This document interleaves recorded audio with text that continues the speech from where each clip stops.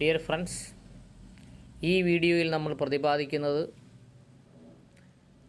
ഭാരതീയ നിയമ സംഹിത 2023 111(2) ക്ലോസ് 7 എന്ന് പറയുന്ന പുതിയ വകുപ്പാണ്.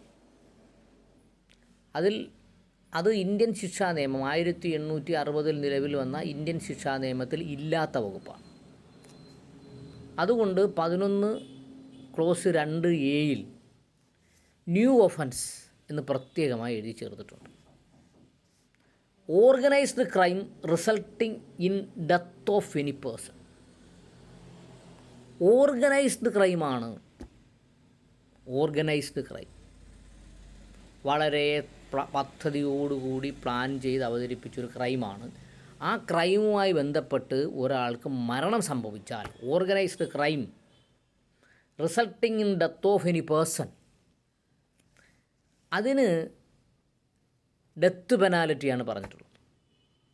ഇപ്പോൾ ഡെത്ത് പെനാൽറ്റി പറഞ്ഞിട്ടുള്ള 7 വീഡിയോകൾ നമ്മൾ ചെയ്തു.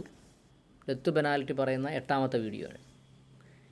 Death or imprisonment for life. Death or imprisonment for life. ഒന്നുകിൽ ഡെത്ത് അല്ലെങ്കിൽ imprisonment for life and fine. Imprisonment for life and fine. Imprisonment for ലൈഫും ഉണ്ട്, ഫൈനുമുണ്ട്. ഒന്നുകിൽ ഡെത്ത് അല്ലെങ്കിൽ imprisonment for life plus fine of not less than 10 lakh rupees. ഒരാൾക്ക് organised ക്രൈമുമായി ബന്ധപ്പെട്ട് ഒരാൾക്ക് മരണം സംഭവിച്ചാൽ ഫൈൻ 10 ലക്ഷം രൂപയാണ്. Not less than 10 lakh rupees.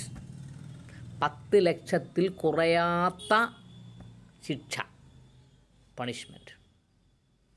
അപ്പോൾ 10 ലക്ഷം രൂപ ഫൈൻ കിട്ടുന്ന വകുപ്പ് ഭാരതീയ നിയമസംഹിതയിൽ ഉണ്ടോ എന്ന് ചോദിച്ചാൽ ഉണ്ട്. അതാണെന്തോന്നാ ഓർഗനൈസ്ഡ് ക്രൈം. ആ ഓർഗനൈസ്ഡ് ക്രൈമിൽ ഒരാൾക്ക് ഡെത്ത് സംഭവിച്ചാൽ ഡെത്ത് പെനാൽറ്റി കിട്ടും, ഇംപ്രിസൺമെൻറ്റ് ഫോർ ലൈഫ് കിട്ടും, പ്ലസ് ഫൈൻ കിട്ടും. ആ fine not less than 10 lakh rupees. 10 ലക്ഷത്തിൽ കുറയാത്ത ഫൈൻ കിട്ടും.